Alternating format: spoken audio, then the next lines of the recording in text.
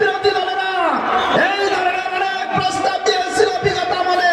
আমাদেরকে স্পষ্ট ভাষায় বলে দিতে চাই, আমাদের রব এই সূরা ইব্রাহিম বলেছেন, ফাআওহা ইলাইহিম রাব্বুহুম লা নুহলিকান্না যালিমিন। সংগ্রামী ভাইরা, আগামী 12 তারিখে যে জাতীয় নির্বাচন আসছে সে আমরা লক্ষ্য করছি, আর একবার আমরা লক্ষ্য করছি তারা 10 টাকা কেজি চাল খাওয়াবার জন্য ধোঁকা দিয়ে তারা রাষ্ট্র ক্ষমতায় এসেছে।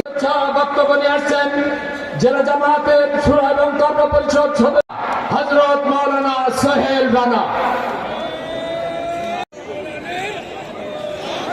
ইন্নাল হামদালিল্লাহি রাব্বিল আলামিন। বিসমিল্লাহি মিনাশ শাইতানির রাজিম। বিসমিল্লাহির রাহমানির রাহিম।